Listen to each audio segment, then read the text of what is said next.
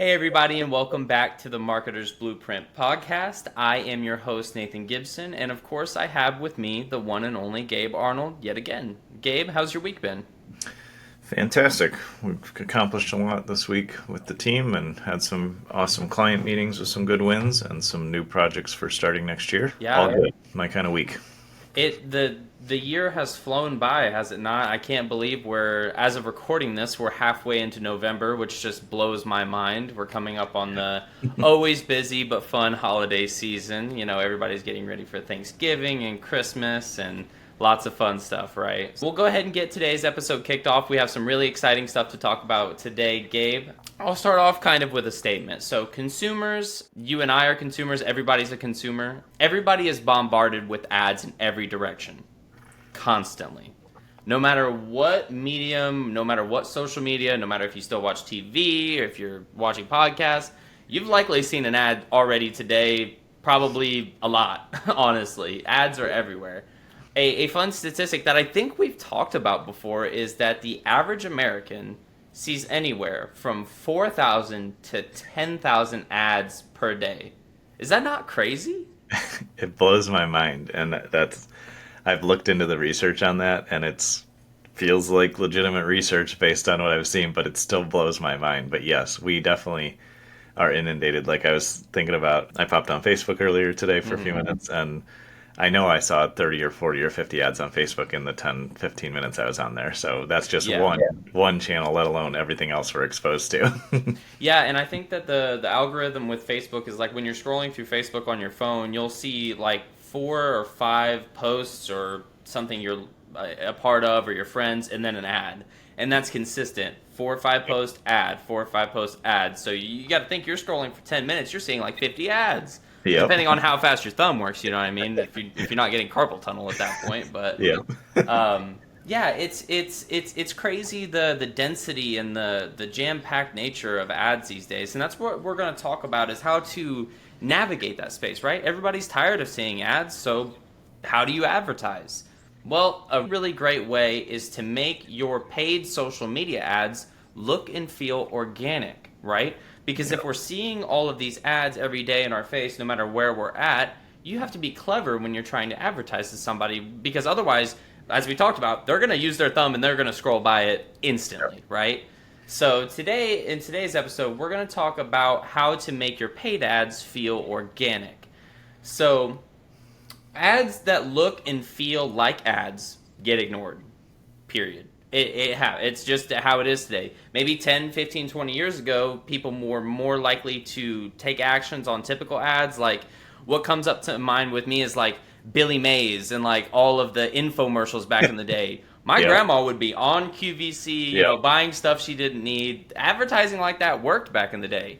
These days, you don't see as much of that, right? You just don't. It doesn't work as well. Today, we're going to talk about a few tips to help you create more organic feeling ads because they can succeed very well. And I'm going to start off with a question as we go into this.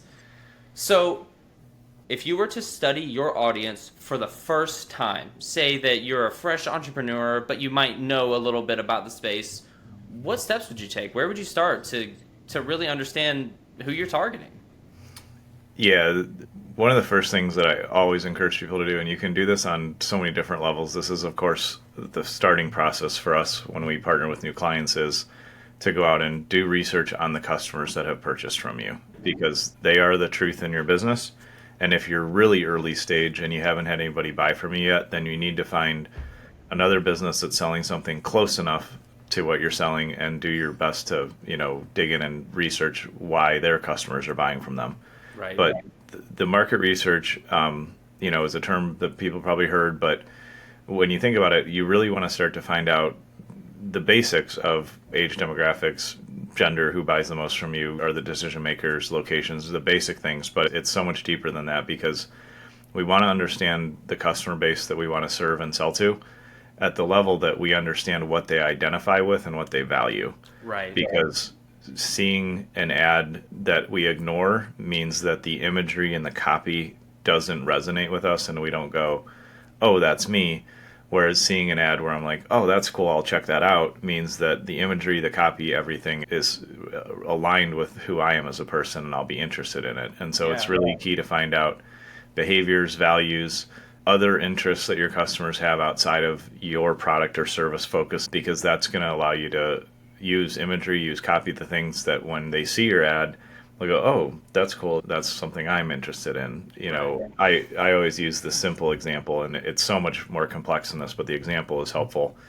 That if you survey your customer base and you find out that they love buying your supplement, your product, whatever you're selling to them, but they're also really into dogs, then you could show pictures of somebody using your product with a dog sitting in the background, and Yeah. your potential audience will identify with that faster than if you just put up a picture of your product, right?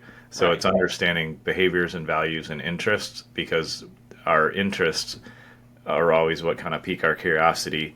I know if I wanted to sell you a gaming computer, Nathan, I know you well enough that I could say, sell Nathan a gaming computer, then I'm going to like co-brand with like the anime that he's into as well. And then he'd be like, oh, cool, like a gaming computer that somehow has some bundle or something to do with anime. I've Yeah. seen stuff like that before where they partner up with other brands or other media that's popular in the space. Yeah. I have a really good example of that. There's a company that sells really high quality gaming chairs. I prefer the more ergonomic office chairs. Side note for me, but they have these like racing style gaming chairs that collaborate with. They do anime, but they also do video games. So they know exactly who they're targeting because who's buying those chairs? Gamers. Yeah, exactly. Not people who are, super hockey fans and that's all they do is watch hockey.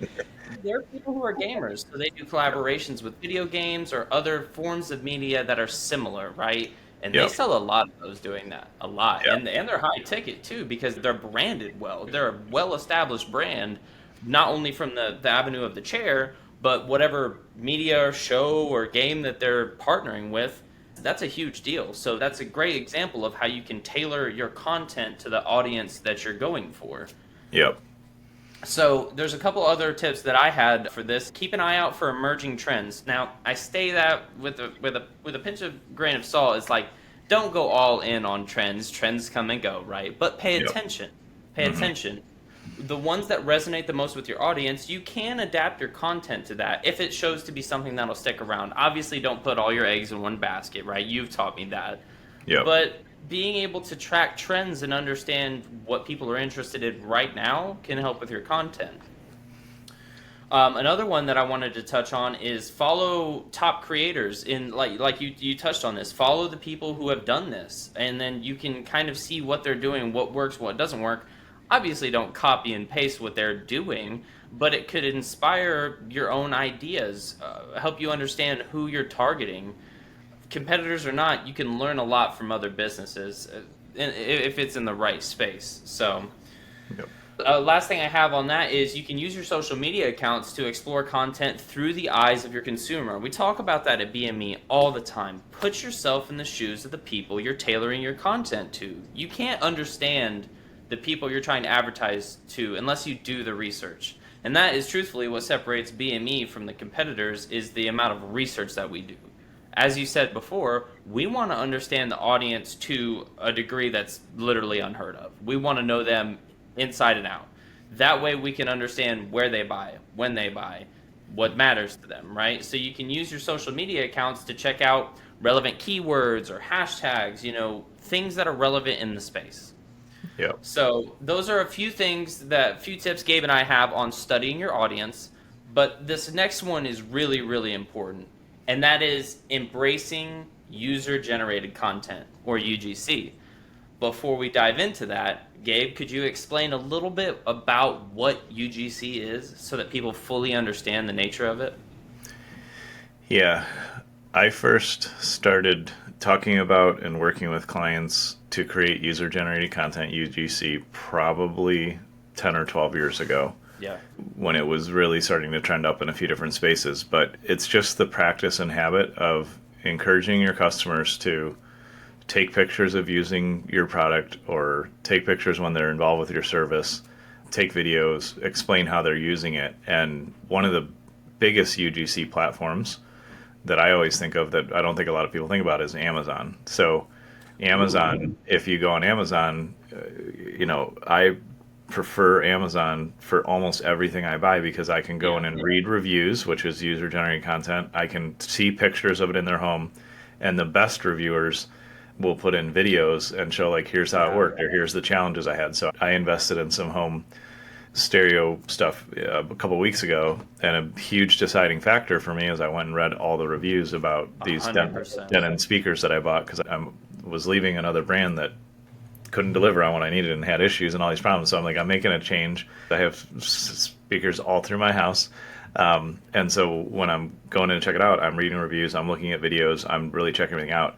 So as small business owners, we want to be intentional about designing processes and systems inside of our business where when we deliver something, we collect feedback because that's the basics, like write a review.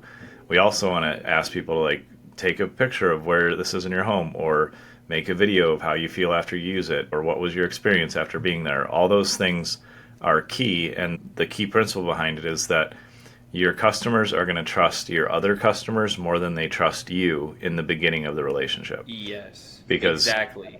people can tell when it's raw, unfiltered content. They can 100%. tell when it's just the honest truth about what their experience was. And so that's a huge asset you can leverage when you're delivering great results, which is marketing 101. You have to deliver on what you promise. You have to create those good relationships. You have to really serve your customers well. And with that foundation in place, then you can get these videos, you can get content, you can get pictures, you can make that part of your process intentionally. And then it's just going to really expand what you can put out there because you can put, like you said, a more organic feeling ad out there that is a video of somebody unboxing your product or is a video of somebody saying like, I started working with this coach or this person or this company, here, and here was my result. Those things are significantly more trustworthy.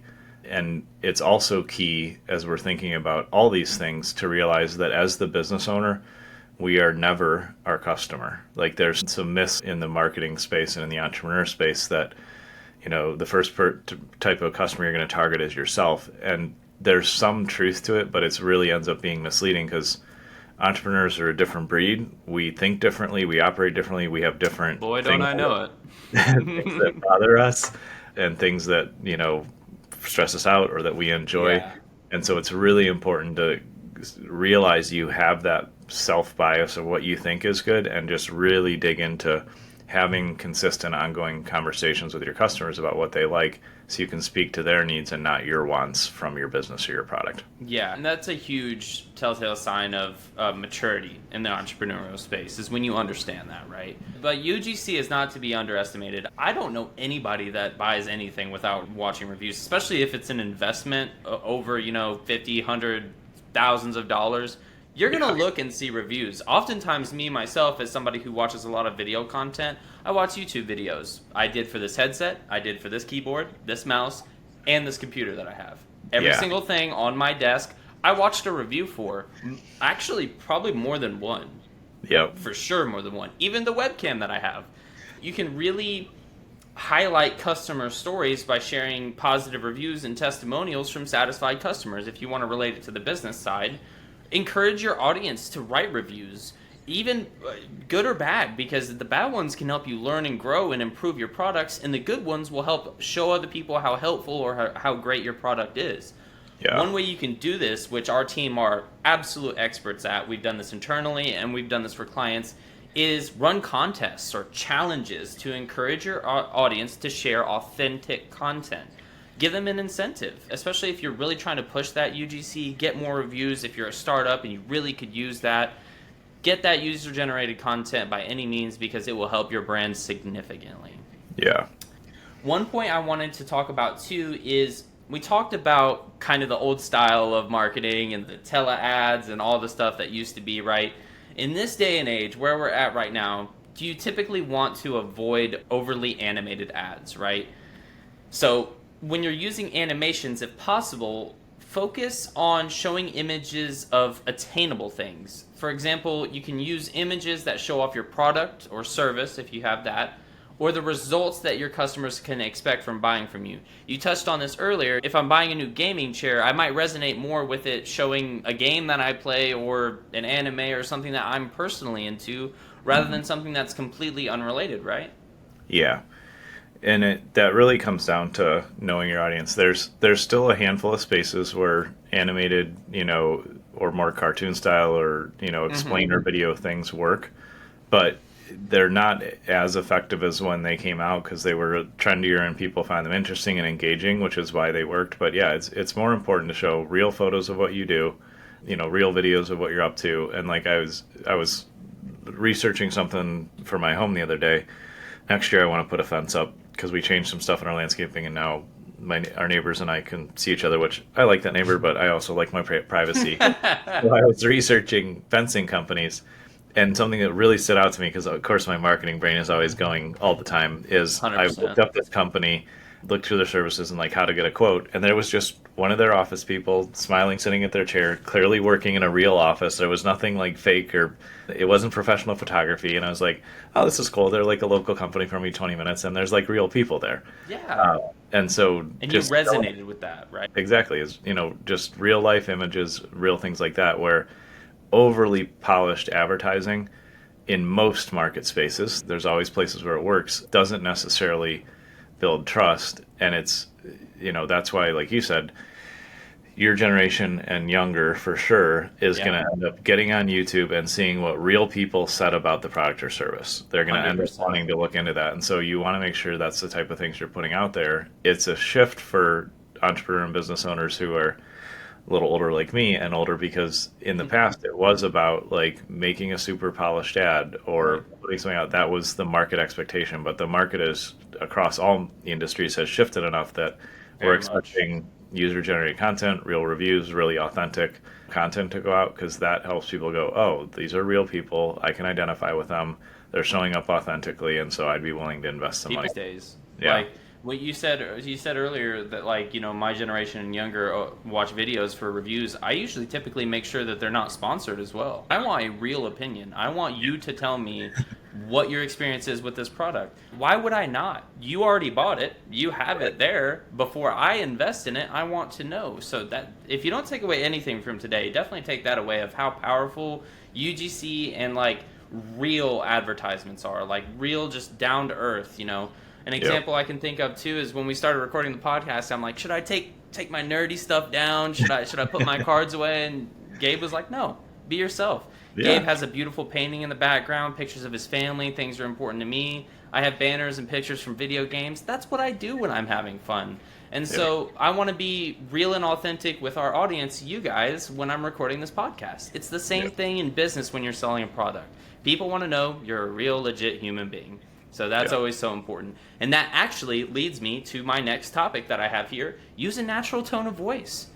When you're talking or writing down for copy, your audience understands and relates to the way that you speak, right? You and I are both Midwesterners, so we have a lot of similar speech patterns, right? But, people from other areas of the country or the world don't, and that's okay. But you want to be, when you're writing copy or you're speaking, you want to avoid jargon or overly technical language that your audience wouldn't understand, right? You want to keep it simple, casual, and straightforward while tailoring the content to the people you're speaking to, right? Yeah, absolutely. And one of the things that the greatest copywriters in the world have shared with me over the years that I've had the pleasure of working with or being in masterminds with, and many people have brought this up over the years, and I've used this a handful of times too. If you write your advertising copy, your post, or you create a video, you should be able to take it to your like 9, 10, 11, 12-year-old and have them watch it, whether it's your kid or niece or nephew, or like, find somebody that's willing to loan them your kid for a few minutes, and say, can you read this and can you watch this and tell me what it means? Tell me what I'm selling. What do you think of this? And I know if they you've done can't- this. I have done it with my son.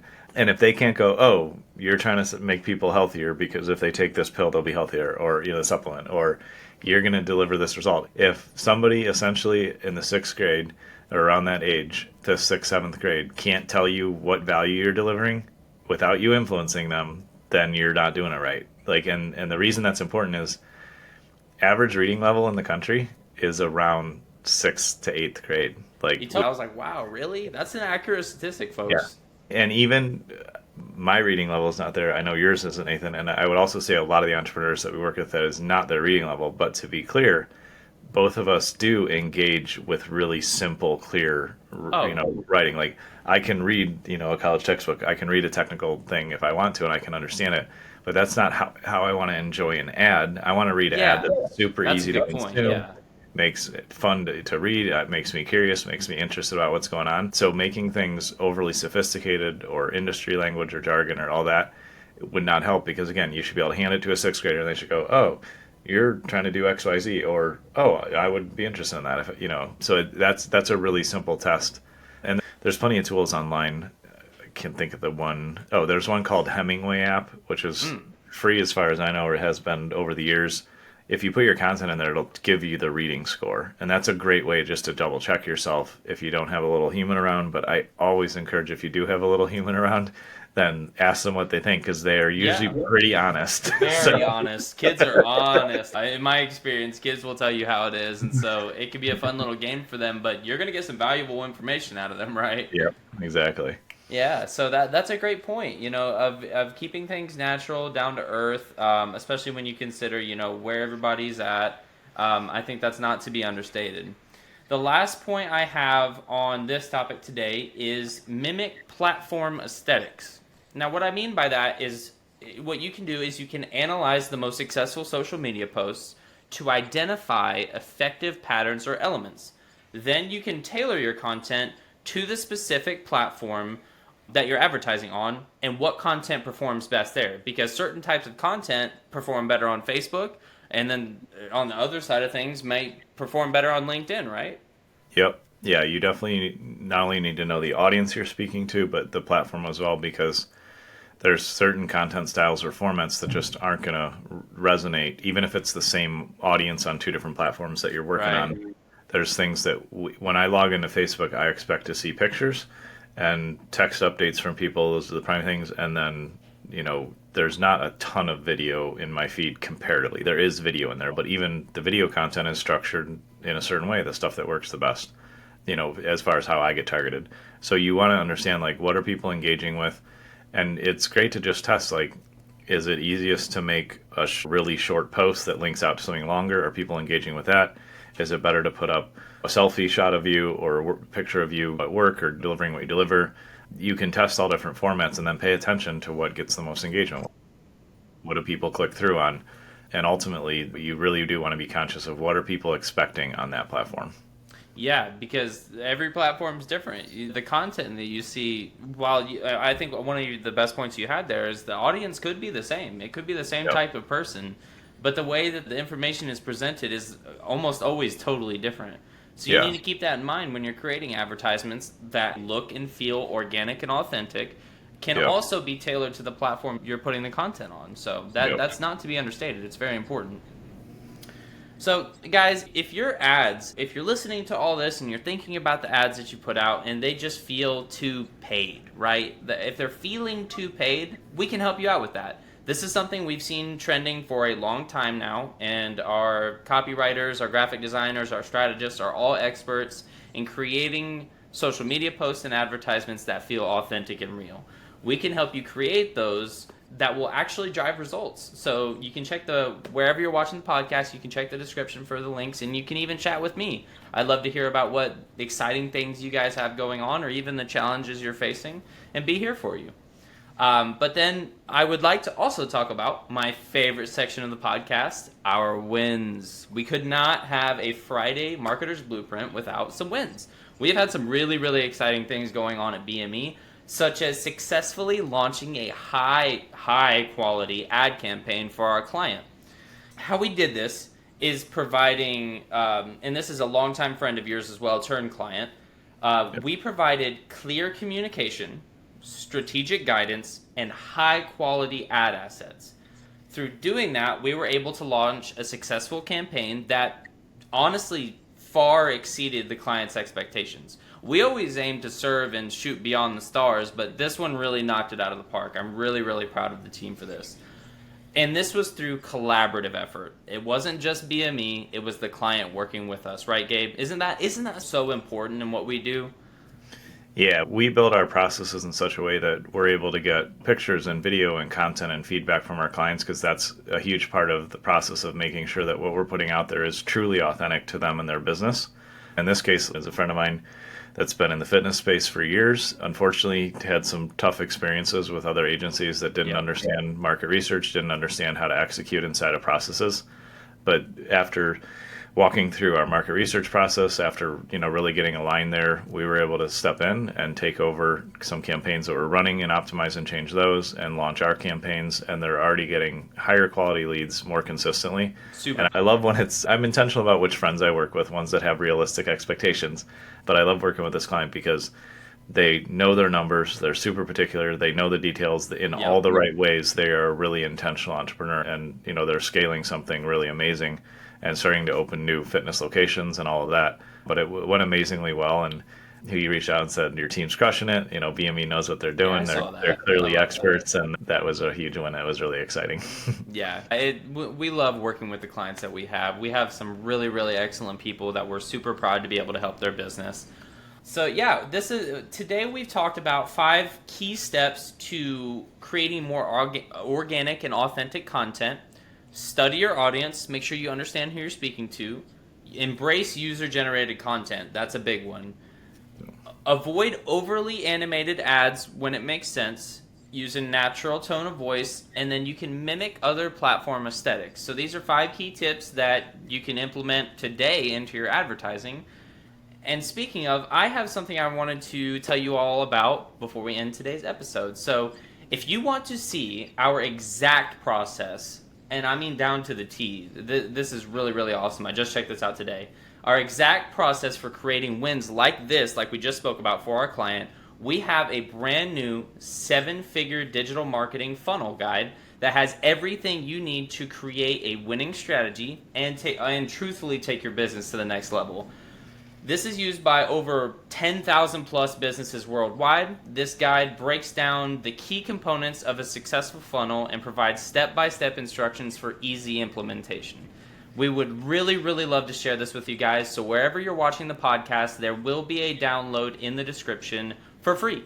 You get this awesome 7-gear digital marketing funnel absolutely free. The team has worked really hard on this, and I think you guys will really enjoy. Right, Gabe? Haven't you seen it? Can you restate the last time you said 7-gear? The 7-figure digital marketing funnel guide will be in the description below, absolutely free, and we would love you guys to check it out. Yep, it's an awesome resource that we just want to share with the audience here. It's got all of our team's expertise. You can get access to this and avoid all the mistakes that I've made over the years to get to this point, but it's going to be really helpful, and we're really excited to be able to give that away to everybody. Absolutely. Guys, it has been a pleasure. Gabe, a pleasure always to be here with you and share some awesome information with our audience. We are going to wrap up today's episode, and we will see you all next week. See you, everyone. Bye-bye.